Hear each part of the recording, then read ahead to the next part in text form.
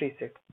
अच्छा, जैसे हमने 2 सेट्स के रिलेटेड पढ़ा था ए यूनियन बी का फॉर्मूला, ठीक है, इसी के केस अब हम 3 सेट के केस में भी ए यूनियन बी मतलब सारी वैल्यूज पढ़ते हैं, ठीक है, किस तरह से हम फॉर्मूले डिराइव करते हैं। अब देखो ए यूनियन बी का मतलब क्या हुआ, उसमें हम ए यूनियन बी कहते हैं। अब इसमें क्या कहेंगे, 3 सेट है तो A union B union C, ठीक है। अब आपकी ये सेट है ए बी और सी, ठीक है। Number of elements in A union B union C, इसके लिए बच्चे हमने फॉर्मूला डिराइव करना। अब देखो A union B union C कौन सा पोर्शन होगा, आपका ये वाला पोर्शन, ये होगा जिसको मैंने रेड शेड किया। अब यहाँ पे मैं इसको डिराइव करने के लिए मैं यहाँ पे लिख लूँ लेट बी यूनियन सी को बच्चे एम के बराबर दे दूं। अब देखो अगर मैं इसको एम के बराबर दूंगा तो जो आपका फॉर्मूला वो रिड्यूस हो जाएगा ए यूनियन एम। अब हमने 2 सेट्स के ऊपर तो पढ़ा है ए यूनियन एम का फॉर्मूला क्या होता है, N A plus N M minus N A intersection है, अच्छा ठीक है।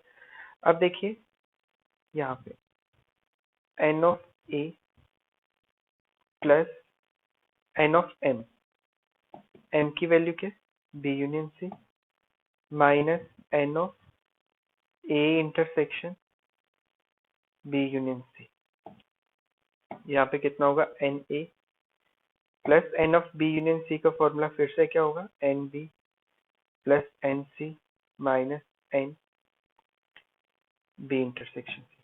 अच्छा यहाँ तक ठीक है। अब देखिए यहाँ पे आपको डिस्ट्रीब्यूटिव प्रॉपर्टी दिख रही है, ठीक है। मैं यहाँ पे डिस्ट्रीब्यूटिव प्रॉपर्टी लगा दूं, A intersection B union C कितना होगा, A intersection B union A intersection C, ठीक है। अब देखिए यहाँ पे N A plus N B plus N C minus N B intersection C minus, अच्छा देखो यहाँ पे आपको फिर से ना 2 सेट क्या दिख रहे हैं यूनियन में। अगर मैं इसे x लूँ और इसे y लूँ, अच्छा क्या होगा, अगर मैं इस वैल्यू को x और इस वैल्यू को y वैल्यू लेता हूँ, ठीक है, मैं लिख दूँ यहाँ पे कितना होगा n ए इंटरसेक्शन बी, क्या होता है फॉर्मूला ए यूनियन बी का, plus N of A intersection C minus N of A intersection B intersection A intersection C, यहाँ पे ये वैल्यू रहेगी, ठीक है।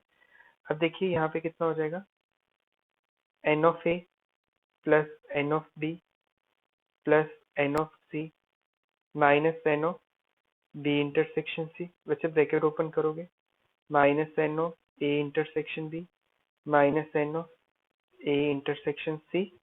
अच्छा देखिए यहाँ पे A intersection B intersection A intersection C, अब देखो ए और ए में कॉमन क्या रहेगा, ए ही रहेगा, तो मैं इसको नेगेटिव और negative positive N A intersection B intersection C, it means ये आपका क्या होगा, required formula for N A union B union C, ठीक है। किसके बराबर आया, N A plus N B plus N C minus N B intersection C minus N A intersection B minus N A intersection C plus N of A intersection B intersection C. अच्छा 3 sets के case में first formula, ठीक है। और आपको पता है कि ए यूनियन बी को हम इस तरह से भी लिख सकते हैं, अगर कभी लिखा हो एटलीस्ट ए और बी और सी, ठीक है, मतलब आपने क्या निकालना है, A union B union C की value. Elements in exactly 2 of the sets A B and C, ठीक है, इसके लिए कौन सा पोर्शन होता है, ए बी सी, तो जिसको मैं शेड करूंगा, ये पोर्शन ये पोर्शन और ये पोर्शन, ठीक है। आपको अगर सिर्फ ये निकालना हो, इस हेडिंग के अंडर जिस पोर्शन को मैंने शेड किया है ये रिजेंबल करता है number of elements in exactly 2 of the sets A B and C. बच्चा अब ये जो पोर्शन है, ये वाला पोर्शन ये वाला पोर्शन ये वाला पोर्शन जिसको शेड किया है, अब इसकी वैल्यू मैं कैसे निकाल सकता हूँ बच्चे, ये आपको पता है, ये जो दिख रहा है, ये जो ग्रीन शेड किया हुआ है, इस सिर्फ ऊपर वाले के लिए अभी बात कर रहा हूँ, ठीक है, इस शेड के लिए। ये मैंने कैसे लिखा हुआ, ये जो ए इंटरसेक्शन बी है ना, ए इंटरसेक्शन बी में से मैंने क्या चीज माइनस की, N of A intersection B में से, और ये वाला जो पोर्शन है ना, ये तीनों में कॉमन होता है, इस पोर्शन को कहते हैं A intersection B intersection C. ठीक है, ये वाला पोर्शन तीनों सेट में कॉमन है, देख लो, ए में भी आ रहा है, बी में भी आ रहा है और सी में भी आ रहा है। ये जो ग्रीन शेड है, ये वाली शेड मैंने कैसे निकाली होगी, मतलब ये है ए और बी में कॉमन, ठीक है, इस ए और बी में कॉमन में से मैंने तीनों का जो कॉमन है उसको माइनस कर दिया, A intersection B intersection C. अब तो ये इसके लिए हो गया, अब इसके लिए क्या है, ये वाला जो पोर्शन है ये ए और सी में कॉमन है, मैं लिख सकता हूँ plus N of A intersection C minus N of A intersection B intersection C, plus N of बचे अब इसके लिए B intersection C minus N of A intersection B intersection C. बचे क्या हो जाएगा, N of A intersection B plus N of A intersection C plus N of B intersection C minus 1 1 2 1 3 minus 3 times N of A intersection B intersection C. बच्चे ये आपका formula आ गया, number of elements in exactly two of the sets. ठीक है, number of elements in at least two of the sets के लिए जो आपका पोर्शन होगा वो होगा ये वाला, ये वाला, ये वाला, ये वाला। बच्चा अब देखो, ए बी सी, जो ऊपर आपने फॉर्मूला डिराइव किया उसके लिए आप ये रीजन निकाल रहे थे, ये रीजन और ये रीजन। अब इस फॉर्मूले में क्या हो गया, ये जो तीनों कॉमन पोर्शन वाला रीजन है ना, ये भी ऐड हो गया। तो मतलब इस रीजन के लिए, इस रीजन के लिए और इस रीजन के लिए तो मुझे तो वैल्यू पता है क्या होती है, N A intersection B plus N A intersection C plus N D intersection C minus 3 times N A intersection B intersection C, और ये वाला रीजन भी ऐड हो गया। ठीक है, तो क्या ऐड हुआ, plus N times A intersection B intersection C. ठीक है, एक रीजन ये ऐड हुआ तो कितना हो जाएगा, N A intersection B plus N A intersection C plus N B intersection C minus 2 times N A intersection B intersection C. Next formula for the application of three sets के लिए, number of elements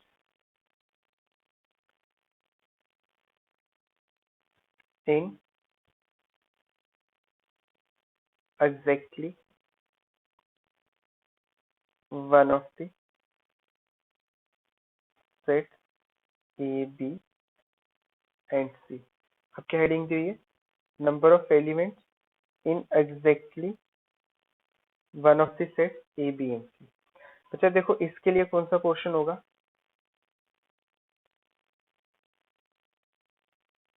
A set, B set, A, B, C। इसके लिए आपका portion होगा one of the three sets के, ये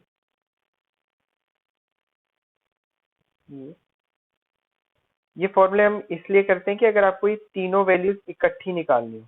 अच्छा, इसके बाद जो नेक्स्ट फॉर्मूला करवाऊंगा उसमें मैं आपको अलग अलग वैल्यू भी निकालनी सिखाऊंगा, कि अगर सिर्फ ए निकालना हो या बी निकालना हो या सी निकालना हो उसको हम किस तरह से करें। अब हमने ये पोर्शन निकालना है इस बीच वाली वैल्यू को छोड़ के। अच्छा, आपको पता है ये जो पूरा अगर मैं शेड कर दूं तो पूरा क्या होगा, जो पूरा अगर शेड करूंगा तो वो क्या होगा, N of A union B union C.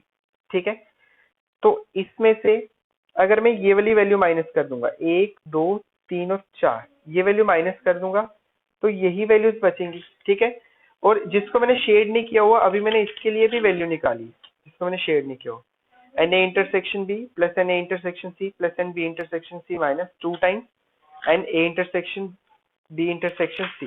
ठीक है, तो क्या करूंगा, इसमें से ये वैल्यू माइनस करूंगा, N A intersection B plus N B intersection C plus N A intersection C minus 2 times N A intersection B intersection C.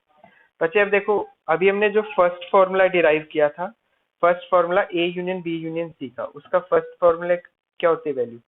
N A plus N B plus N C minus N A intersection B minus N B intersection C minus N A intersection C plus N of A intersection B intersection C.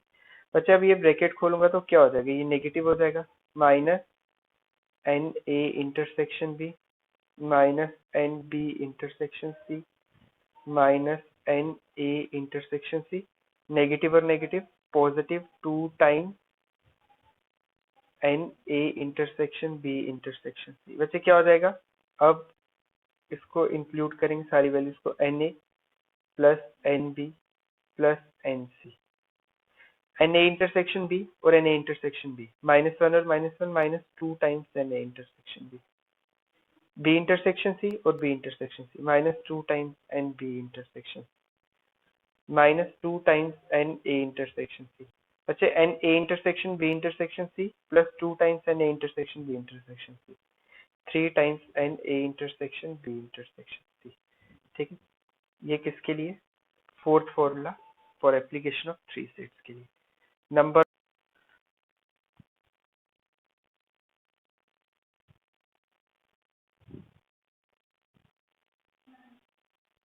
A B C. बच्चे only ए का मतलब होता है purely ए values, ठीक है, सिर्फ ये वाली वैल्यू जिसको मैंने ग्रीन शेड की है, ठीक है, ओनली ए। ओनली ए का मतलब इसको हम लिखेंगे N of A intersection B complement intersection C, मतलब मुझे बी और सी नहीं चाहिए, सिर्फ क्या चाहिए? ए चाहिए। बच्चे अब ये जो ग्रीन शेड है ना, ये देखो, ये वैल्यू को, इसको मैं लिख सकता हूँ, ये पूरा क्या है? ए।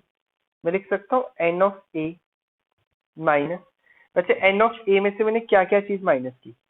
एक ये माइनस किया, ये किस में कॉमन है? ए और बी में, एन ए इंटरसेक्शन बी।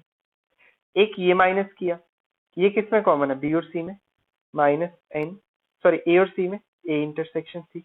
बच्चा अब देखो, आपको लग रहा है कि जब मैंने ये माइनस किया और ये माइनस किया एन ऑफ ए में, ये जो छोटा सा पोर्शन है ना, ये वाला जो तीनों में कॉमन है, ये 2 बार माइनस हो गया। एक बार इधर से माइनस हुआ और एक बार इधर से माइनस हुआ, बट मुझे एक ही बार माइनस करना है। 2 बार माइनस नहीं ना हो सकती वैल्यू, अगर एक ही बार माइनस होगी तो यहाँ पे कोई भी स्पेस नहीं रहेगी, तो मुझे क्या करना पड़ेगा? अपने से एक वैल्यू जो तीनों में कॉमन है वो ऐड करनी पड़ेगी। तो इसका फॉर्मूला क्या हो जाएगा? N A minus N of A intersection B minus N of A intersection C plus N of A intersection B intersection C. ठीक है, इसको हम क्या कहते हैं? ए ओनली बी कहते हैं, या A intersection B complement intersection C complement कहते हैं। अच्छा, इस फॉर्मूले में डाउट हो आपको? देखो, बी ओनली के लिए क्या लिखूंगा? N of A complement intersection B intersection C complement. बच्चे किसके बराबर होगा? B only, N B minus, एक ये पोर्शन कॉमन हुआ, बी और सी जो दोनों में है, एन बी इंटरसेक्शन सी। उसके बाद बच्चे बी और ए का minus N A intersection B.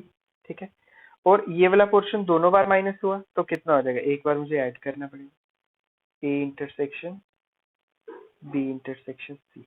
ठीक है बच्चे, ये आपका आ गया नेक्स्ट फॉर्मूला फॉर और एन ऑफ बी ओनली।